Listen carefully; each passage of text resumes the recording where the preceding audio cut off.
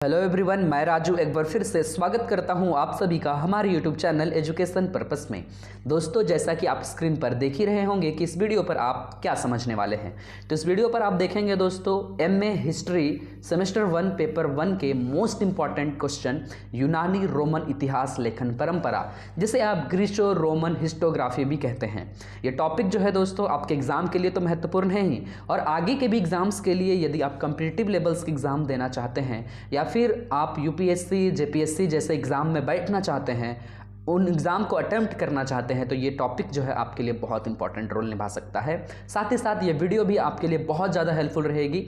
आगे इस वीडियो को देखने के बाद आपको पता चल ही जाएगा मैं ऐसा क्यों कह रहा हूँ। चलिए देखते हैं इससे रिलेटेड कौन कौन से सवाल आपके एग्जाम में आते हैं। तो इससे रिलेटेड मुख्यतः दोस्तों एक ही प्रकार के क्वेश्चन आते हैं, लेकिन उसको मैं 3 तरह से तोड़कर समझाने वाला हूँ। सबसे पहला सवाल जो आता है, जो मुख्य रूप से इस सवाल को आप रखेंगे अपने माइंड में, यूनानी रोमन इतिहास लेखन परंपरा का विवेचना करें। यानी यहाँ पे बोल रहा है कि ग्रीको रोमन हिस्टोग्राफी है वो, उसकी परंपरा क्या है, वो किस तरीका से लिखी जाती थी, उसके समय के काल के कौन कौन से इतिहासकार थे, उन्होंने किस प्रकार से लेख लिखे, उनकी कृतियाँ क्या थी, ये सारी चीज़ों का विवरण इसमें देना है। और दूसरा जो है दोस्तों, जो मैंने अपने से यहाँ पे बनाया है, कई बार ये शॉर्ट टाइप क्वेश्चन में यदि पूछ लिया जाता है तो अलग अलग करके पूछा जाता है, बस वही चीज़ों को मैंने यहाँ पे तोड़ दिया है। जैसे यहाँ पे यूनानी इतिहास लेखन परंपरा का वर्णन करें और उसी के ठीक नीचे रोमन इतिहास लेखन परंपरा का वर्णन करें लिखा हुआ होगा। तो चलिए दोस्तों समझते हैं। सबसे पहले तो मैं आपको बता दूं कि यूनान, जिसे आप ग्रीस कहते हैं, ठीक है, या ग्रीक कहते हैं, तो ये जो चीज़ें हैं दोस्तों कहाँ से आई, ठीक है, सॉरी दोस्तों क्या कहते हैं, ग्रीक कहते हैं, ठीक है। तो ये चीज़ें कहाँ से आई, सबसे पहले तो ये सारे देश है कहाँ पे, वो पहले हम लोग मैप में देखेंगे। चलिए आपको मैप की ओर ले चलते हैं। सबसे पहले हम जो है यहाँ पे एक मैप जो है इंपोर्ट कर लेते हैं। ये देखिए मैंने मैप पहले से ही डाउनलोड कर रखा है। चलिए इसको इंपोर्ट करके आपको बताते हैं कि ग्रीस जो है वो है कहाँ पे। देखिए, जब आप अपने इंडिया के लेफ्ट हैंड साइड यानी पश्चिम की ओर आएंगे तो आपको यूरोप नज़र आएगा, ठीक है। अगर आप मैप को अपने दिमाग में याद कर रहे होंगे या आपने मैप अगर खोल रखा हो तो और भी अच्छी बात है, ठीक है। वर्ल्ड मैप में जब आप इंडिया के लेफ्ट, जिधर पाकिस्तान, अफगानिस्तान, इराक, ईरान जैसे चीज़ें हैं, इजराइल, तुर्की, ठीक है, इटली, उधर ही जो है दोस्तों यानी यूरोप के सारे कंट्रीज़ आपको दिखाई देंगे, ठीक है। जब यूरोप के सारे देश जो है अलग अलग देश दिखाई देंगे तो यूरोप की सबसे निचली छोर पर आपको आ जाना है। वहाँ पे आपको ग्रीक दिख रहा होगा, ठीक है, जो कि इस जगह पर है दोस्तों। इसी को आप यूनान के नाम से जानते हैं, ठीक है। किस नाम से जानते हैं, यूनान के नाम से जानते हैं। और ग्रीक की सबसे शक्तिशाली सैनिक थी स्पार्टा, जो यहाँ पे दिख रही होगी, स्पार्टा के सैनिक, ठीक है। तो ये जो शक्तिशाली सैनिक थे, ये क्यों थे और काहे कहा गया है वो आगे तो मैं बताऊंगा, लेकिन आप जान लीजिए दोस्तों कि ये जो ग्रीक है, इसके आसपास के क्षेत्र जो हैं ये, ठीक है, इसके आसपास के क्षेत्र से जो है इसका निरंतर युद्ध होते रहता था, ठीक है। क्या होते रहता था, युद्ध होते रहता था। और जो है दोस्तों आपको मैं बता दूं कि जो स्पार्टा सैनिक है वो दुनिया की सबसे खतरनाक सैनिकों में से एक हुआ करती थी, ठीक है। तो इस तरीके से जो है दोस्तों आपने ग्रीक को देखा, या यूनान ही इसे कहते हैं, ठीक है। ग्रीक बोलिए या यूनान बोलिए, ये सेम चीज़ें हैं। उसके बाद दोस्तों आप इसके थोड़े से लेफ्ट हैंड साइड में आएंगे, इटली, ठीक है। ठीक इटली के पास जो है दोस्तों ये वाला क्षेत्र, ठीक है, ये आपको क्या दिखाई देगा, रोमन पब्लिक दिख रहा है ना, रोमन साम्राज्य, रोमन गणराज्य के रूप में दिख रहा होगा रेडिस पार्ट में, ठीक है। चलिए इसको थोड़ा सा मैं वर्ल्ड के मैप में समझाने की कोशिश करता हूँ, जो कि विजुअलाइज उसको आप अच्छे तरीके से कर पाएंगे। चलिए, तो यहाँ दोस्तों आप देख रहे होंगे कि ये हमारा वर्ल्ड का पूरा मैप जो है वो खुलकर सामने आ गया है, जिसमें अलग अलग जो है हमारे महाद्वीप भी आपको दिख रहे होंगे। इसके अलावा हमारा यहाँ प्यारा सा स्वर्णिम भारत दिख रहा होगा, जिसको मैं रेडिस कलर से मार्क कर देता हूँ। ये हमारा प्यारा सा भारत है। और ठीक इसके जस्ट लेफ्ट हैंड साइड में आप जाइएगा, यहाँ पे आपका पाकिस्तान, यहाँ पे अफगानिस्तान, यहाँ पे ईरान, और ठीक इसके और लेफ्ट हैंड साइड में आप जाएंगे तो बहुत सारे देश दिखेंगे, जैसे यहाँ इराक दिख रहा होगा, सीरिया दिख रहा होगा। उसी के ठीक लेफ्ट हैंड साइड में जो है दोस्तों ऊपर में जाएंगे तो इधर टर्की दिख रहा होगा। और यहाँ पे देखिए येलो इस पार्ट में, ठीक है, येलो इस पार्ट में हल्का ग्रीन इस पार्ट भी है, ये जो है आपका दोस्तों ग्रीस, ठीक है, सॉरी दोस्तों ग्रीक, ठीक है। तो ये जो ग्रीक है या यूनान है ये यहीं पे है, और इस तरीके से आप मैप में ढूंढ सकते हैं कि हमारा ग्रीक कहाँ है। और ग्रीक के जो आसपास के जो एरिया है, जिधर इधर आप इस्तांबुल देख रहे होंगे यहाँ पास, तो इधर के जो एरिया जिससे निरंतर युद्ध हुआ करते थे और जिसके कारण जो है यहाँ के इतिहास वही लेखन कला में जो है ये एक प्रकार से सामग्री के रूप में काम करता है। जैसे आप भारत देश में देखे होंगे कि कई सारे युद्ध लड़े गए, ठीक है, जैसे मराठों के विरुद्ध, इसी प्रकार से कई ऐसे छोटे छोटे साम्राज्य, छोटे छोटे प्रांतों को मिलाया गया, लूटा गया। तो इस तरीके से चीज़ें थी, उसको हम लोग इतिहास में पढ़ते हैं। ठीक उसी प्रकार से ग्रीक के इतिहासकारों ने भी ऐसा ही कुछ किया था।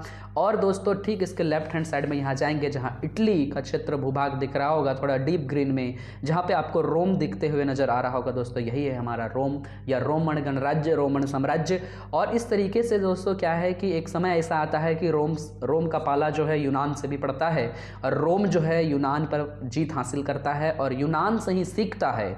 इस यूनान से जो है दोस्तों ये सीखता है कि किस तरीके से जो है इतिहास को लिखना चाहिए, ये इससे प्रभावित होता है और ये भी लिखने की कला, लिखने की शैली को क्या करता है, बढ़ाता है। तो दोनों की जो कलाएं हैं, लिखने की शैली है, वो किस प्रकार से थी, यही आपको इस वीडियो में समझना है। तो चलिए पीडीएफ पर चलते हैं, सबसे पहले उसको समझते हैं। तो इस तरीका से दोस्तों आपने देखा कि ये जो ग्रीक हैं और ये रोमन रिपब्लिक है, रोमन गणराज्य है, वो हमारे मैप में कहाँ है। तो चलिए सबसे पहले हम लोग देखेंगे यूनानी इतिहास लेखन परंपरा, जो कि आपके स्क्रीन पर स्पष्ट रूप से नजर आ रहा होगा इस जगह पर, यूनानी इतिहास लेखन परंपरा। तो सबसे पहले दोस्तों किसी भी लेख को लिखने से पहले इतिहासकार क्या करता है, इतिहासकार कहीं ना कहीं अपने उद्देश्य, अपनी सोच, अपनी विचारधारा को क्या करता है, अपनी इतिहास लेखन में इस्तेमाल करता है। बस उन्हीं चीज़ों को हम लोग देखेंगे कि यूनानियों ने किस तरीक़ा से लिखा और रोम के जो लोग थे वे उन्होंने किस तरीके से लिखा। ठीक है, यूनान यानी ग्रीक सेम चीज़ें हैं, कंफ्यूज नहीं करना है। सबसे पहले तो हम देखते हैं दोस्तों कि आपको परिचय लिखना कैसे है, क्योंकि किसी भी सवाल का जब जवाब आप लिखते हैं तो परिचय, भूमिका, प्रस्तावना, ये सारी चीज़ें आपको लिखनी ही पड़ती हैं ताकि एग्जाम में अच्छे से अच्छे अंक आपको मिल सके। तो परिचय को थोड़ा तोड़ मरोड़ कर आपको समझाने की कोशिश करते हैं। सबसे पहले आपको हेरोडोटस का नाम से परिचय करवाते हैं, क्योंकि हेरोडोटस जो है दोस्तों इसी ग्रीक, ठीक है, इसी यूनान पर जन्मे हुए एक व्यक्ति थे जो बहुत ही महान इतिहासकार के रूप में जन्मे और जिनको हम लोग इतिहास के पिता के नाम से जानते हैं। तो इतिहास का पिता जिस क्षेत्र से जन्म कर निकला हो, जिस क्षेत्र में जन्म हुआ हो, जहाँ का वह निवासी रहा हो, वहाँ का इतिहास लेखन की बात आप यदि कर रहे हैं तो कहीं ना कहीं जो है वहाँ की इतिहास लेखन बहुत ही ज़्यादा अच्छी होगी दोस्तों। इसमें तो कोई राय मशवरा या दो राय नहीं है। यानी हम कहेंगे कि इतिहास लेखन की जो परंपरा है उसकी शुरुआत कहाँ से हुई, तो हम मानेंगे यूनानियों के द्वारा हुई। उन्होंने ही सबसे पहले वास्तविक रूप से इतिहास लिखने की कला सीखी। उसके उद्देश्य, इसके कार्य, आखिर लिखने का उद्देश्य क्या है, इतिहास में किन चीज़ों को स्पष्ट रूप से दिखाया जाता है, इसके क्या क्या नियम हैं, ये सारी चीज़ें यदि किसी ने शुरू की तो वो थे दोस्तों हमारे यूनानी लेखक, यूनानी के इतिहासकार। ठीक है, यानी हम लोग कह सकते हैं कि ऐतिहासिक रूप से यदि कहा जाए तो इतिहास के महान विद्वान के रूप में यूनानी लोगों ने जन्म लिया और उन्होंने इतिहास लिखने की रुचि जो है अपनी दिखाई। सबसे पहले जो यूनान के लोग थे दोस्तों वे क्या करते थे, अपने पूर्वजों की वंशावलियों को क्रमबद्ध तरीके से लिखने की कोशिश करते थे। ठीक है, जैसे आज आप किसी प्रकार के फॉर्म को अप्लाई करते हैं, जैसे caste certificate, residential certificate, income certificate, तो क्या होता है दोस्तों, वहाँ पे आपको अपनी वंशावली दिखानी होती है। वंशावली क्या होती है दोस्तों, आपके वंशज के लोगों का एक फ्लो चार्ट जो है आपको बनाकर दिखाना होता है कि आपके पिता उसके पिता जो है किस रूप में, किस नाम से जाने जाते थे। तो इसको कहते हैं वंशावली। और इसी चीज़ पर जो है दोस्तों रुचि रखा करते थे यूनानी के लोगों ने। उन्होंने इसी तरीक़ा से वंशावलियों को लिखना शुरू किया, अपने लिपियों के आधार पर लिखना शुरू किया, क्रमबद्ध करना चालू किया। अब बार बार जो है दोस्तों क्रमबद्ध का मतलब मैं बताऊंगा नहीं, क्योंकि इसके प्रीवियस वीडियोज़ में भी कई बार इसके बारे में मैंने जिक्र कर चुका है। हालांकि बता देता हूँ, सीक्वेंस में किसी चीज़ को लिखना, एकदम सीरियल वाइज लिखना ही क्रमबद्ध कहलाता है। तो इस तरीका से उन्होंने पहले वंशावलियों को लिखना शुरू किया और इसी प्रकार से इन्हीं चीज़ों पर रुचि रखते रखते उन्होंने कई सारे चीज़ों की और जो है अपनी रुख मोड़ी और इस प्रकार से उन्होंने इतिहास लेखन में अपनी अभिरुचि को दर्शाने की पूरी कोशिश की।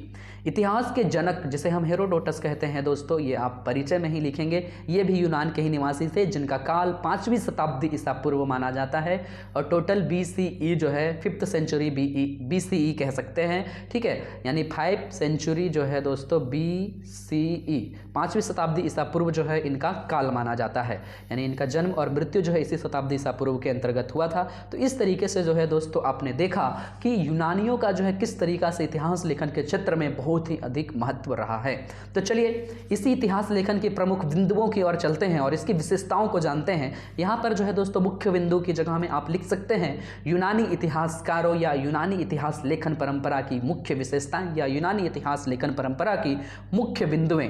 तो दोस्तों यदि ये वीडियो आपको अच्छे ढंग से समझ में आ रही हो, यदि आपके लिए हेल्पफुल रहेगी हमारे चैनल के माध्यम से, यदि आप अपने एग्जाम की तैयारी करते हैं, तो शायद जो है दोस्तों आपके सभी के सभी एग्जाम्स के सभी क्वेश्चन जो है दोस्तों इसी चैनल के माध्यम से आपको प्रोवाइड कर दिए जाए। इसलिए जो है दोस्तों आप क्या करें, हमसे जुड़ सकते हैं। चलिए देखते हैं इसकी मुख्य विशेषताओं को। सबसे पहले जो यूनान के जो लोग थे दोस्तों वो क्या करते थे, अतीत की सुरक्षा की दृष्टि से साहित्यिक कृतियां लिखते थे।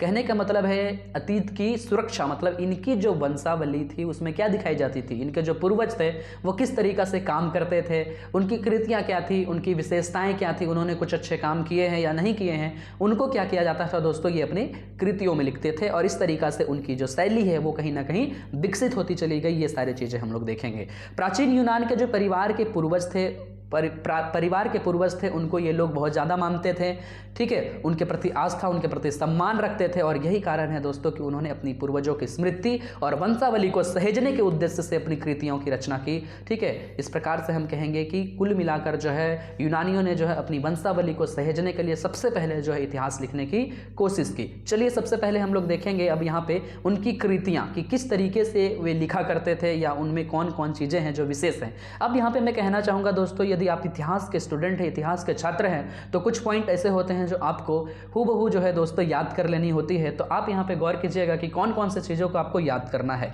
जैसे यहाँ पे प्रथम पॉइंट में हम आपको बता रहे हैं कि यूनान के जो इतिहास लेखन थी वो कहीं ना कहीं वंशावलियों के बाद जो है दोस्तों यदि हम लोग देखेंगे तो वीर गाथा पर, वीर गाथा कहने का मतलब क्या होता है दोस्तों, जब हम लोग किसी क्षेत्र से, किसी साम्राज्य से, किसी जगह को लूटने के लिए वहाँ के राजा महाराजा, वहाँ के नायक से जब युद्ध करते हैं तो वहाँ पर जो लोग वीर के रूप में जाते हैं, उनके रूप में जब गायन या उनके रूप में जब कविता प्रस्तुत किया जाता है, कहानी प्रस्तुत किया जाता है, तो उसी को कहा जाता है दोस्तों वीर गाथा। थोड़ा सा हम यहाँ पे इंडिया का एग्जाम्पल लेंगे, ठीक है। ये वीडियोस को मैं थोड़ा स्पीड कर दिया हूँ दोस्तों, क्योंकि जो है ये वीडियो थोड़ा लंबा जाने वाला है, तो आप इसको जो है स्पीड मोड में जाकर स्लो कर सकते हैं, ठीक है। तो वीर गाथा, जैसे कि इंडिया में बहुत सारे ऐसे लोग हैं जो हमारे देश के लिए, आज़ादी के लिए, अंग्रेजों से छुटकारा पाने के लिए लोगों ने अपनी भूमिका अदा की, तो उनके लिए भी हम लोग किसी ना किसी रूप में गीत, किसी ना किसी रूप में लेख प्रस्तुत किया गया है हमारे इतिहासकारों के द्वारा, तो उसी को कहते हैं दोस्तों वीर गाथा, यानी वीरों की स्तुति लिखी गई है, तो उसी को कहते हैं वीर गाथा। तो यहाँ पे एक पॉइंट याद रखिएगा,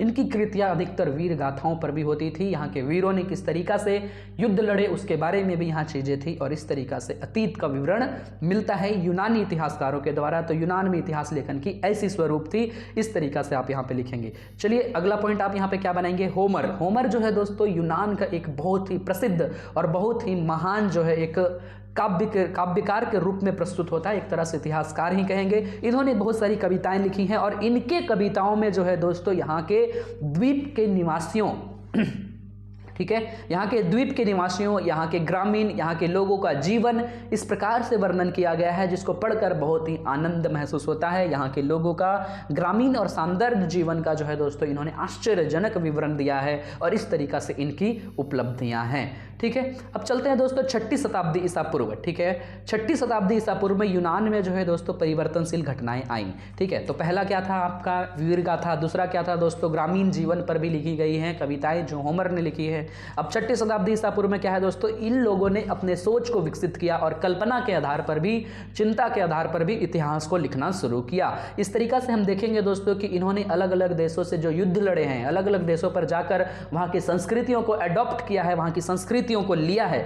कुल मिलाकर हम कहें दोस्तों कि जब हम एक क्षेत्र पर रहते हैं, दूसरे क्षेत्र पर जाकर निवास करते हैं, तो कहीं ना कहीं वहाँ की चीज़ों को सीख जाते हैं। जैसे कि जब ये युद्ध लड़ते थे, दूसरे क्षेत्रों को अपने अधीन करते थे, या दूसरा क्षेत्र इनके छोटे छोटे प्रांतों को, इनके छोटे छोटे छोटे साम्राज्य को जब लूट लेता था तो इस तरीका से इनकी संस्कृतियाँ, इनकी हाव भाव, रहन सहन, बोली व्यवहार, इनके त्यौहार, इनके बहुत सारी चीज़ें, रीत रिवाज जो है एक दूसरे से एक्सचेंज किए जाते थे। जब रीत रिवाज एक्सचेंज होते थे तो ये इतिहास की एक सामग्री बन जाती थी और इतिहास लेखन में इन्हीं चीज़ों को, इन्हीं मुख्य बिंदुओं को उठाकर क्या कर दिया जाता था, जस्ट टू जस्ट जो इतिहास के पन्नों पर पटक दिया जाता था। कहने का मतलब इन्हीं चीज़ों पर इतिहास लेखन की जाती थी। तो कहीं ना कहीं जो है दोस्तों हम कहेंगे कि 6ठी शताब्दी ईसा पूर्व में जो है यूनानियों ने यहाँ के लोगों के द्वारा जो है दूसरे देशों के पास, दूसरे देशों से संस्कृतियाँ जब मिलने जुलने लगी तो उसी को भी एक इतिहास के रूप में प्रस्तुत किया गया। तो ये थी कल्पना और चिंता के आधार पर इतिहास लेखन प्रणाली। और इस तरीका से जो है हम लोग कहेंगे कि यहाँ के पुरोहितों, यहाँ के न्यायाधीशों, यहाँ के उच्च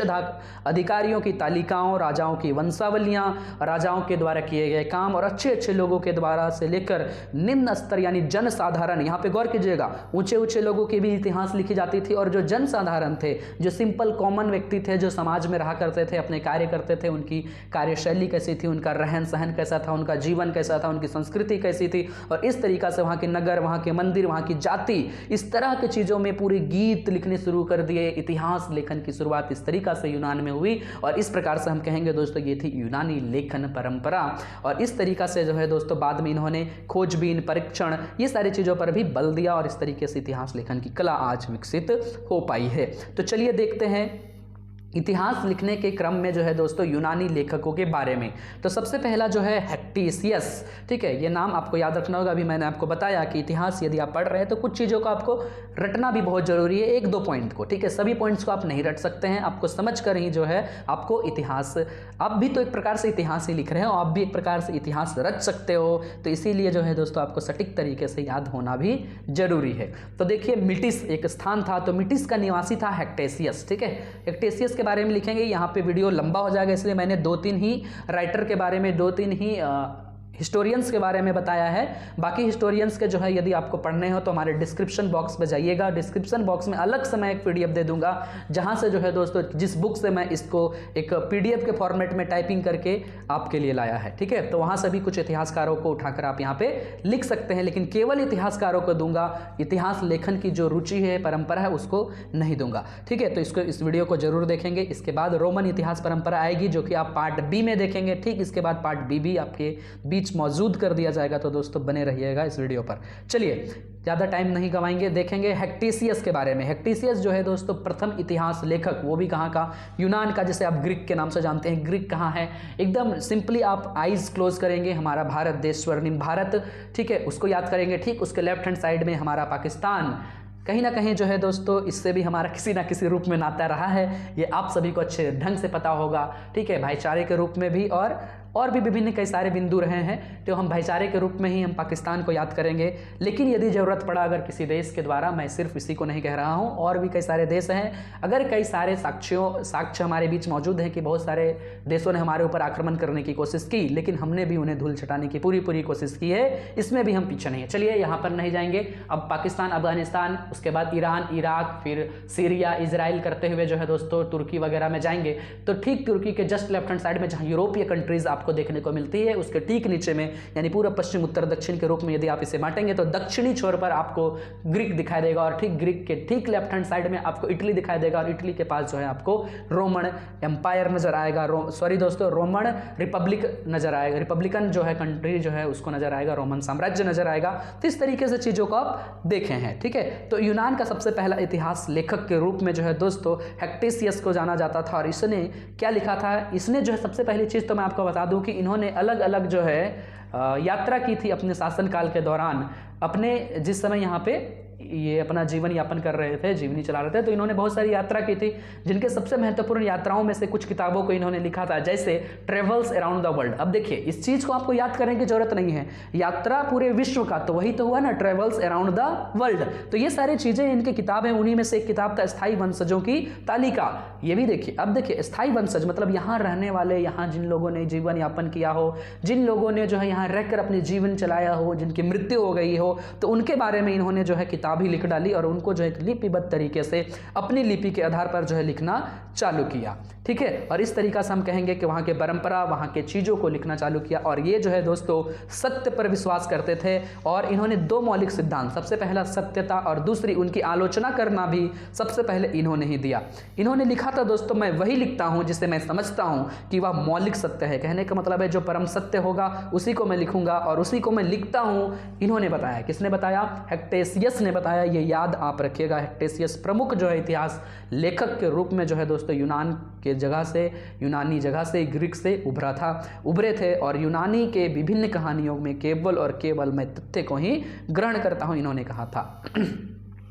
और एक प्रमुख इतिहास के जनक के बारे में आप लिखेंगे जिसका नाम है दोस्तों हेरोडोटस। ठीक है, हेरोडोटस जो 5वीं शताब्दी ईसा पूर्व में जिनकी जो है हम लोगों ने इनका काल पढ़ा था, तो हेरोडोटस को जो है दोस्तों इतिहास का पिता कहा जाता है। और सबसे पहले इन्होंने ही इतिहास का नाम जो है, हिस्ट्री का नाम जो है अपने लेखन कला में जो है प्रस्तुत किया था, इस्तेमाल किया था। तो हिस्ट्री शब्द का सर्वप्रथम प्रयोग किसके द्वारा किया गया? इन्हीं के द्वारा किया गया। इन्होंने किताब लिखी थी हिस्टोरिका। ठीक है, उस चीज़ को भी आप यहाँ पे देखेंगे तो हिस्टोरिका जो किताब है कहीं ना कहीं जो है दोस्तों यहाँ के इतिहास को और बहुत सारी चीज़ों को बताती है। तो इनकी जो सबसे पहली रचना थी वो ग्रीक और एशिया से किस प्रकार से इनका संबंध था उसके बारे में था। ठीक है, यहाँ हमने बताया दोस्तों कि जो ग्रीक है वो क्या है? यूरोपीय कंट्रीज़ है। और ठीक इसके जो राइट हैंड साइड जिधर आप अलग अलग देशों को देख रहे थे, इराक, ईरान, ठीक है, ये सब जो सीरिया, तुर्की, ये सब जो क्षेत्र थे वो एशिया के थे। तो इनके परस्पर युद्ध चलते रहते, तो इनके बीच में किस प्रकार का संबंध था, किस प्रकार का रिलेशनशिप था, इसके बारे में हेरोडोटस ने बताया है। तो इसके बाद भी बहुत सारे लेखक आते हैं, बहुत सारे इतिहासकार आते हैं, जैसे पोलिबियस है, जेनोफोन है, स्टोइक है, स्ट्रैबो है, डायोडोरस सिकुलस है, डायोडिसियस है, प्लूटार्क है। ठीक है, यहाँ पे और भी सारे चीज़ें हैं, थ्यूसिडाइडीज़ है। ये सारे इतिहास लेखक हैं। इनके बारे में यदि मैं बताने लग जाऊँ तो वीडियो थोड़ा लंबा हो जाएगा। तो दोस्तों यहीं पे इस वीडियो को समाप्त करते हैं, लेकिन इसके बाद हम आपको ठीक तुरंत जो है रोमन इतिहास लेखन परंपरा का एक वीडियो पोस्ट करेंगे जो ठीक इसके नीचे इसको पार्ट बी में समझेंगे दोस्तों। तो कहीं ना कहीं आपके लिए ये एग्जाम में बहुत ज़्यादा हेल्पफुल रहेगा। तो इसको पूरा देखें और इसके बाद जो पार्ट बी आने वाला है उसकी भी वेट करें, तुरंत इस वीडियो को अपलोड कर दिया जाएगा। तो मिलते हैं दोस्तों आगे के वीडियो में, तब तक के लिए bye, thank you so much, अपना ख्याल रखिएगा।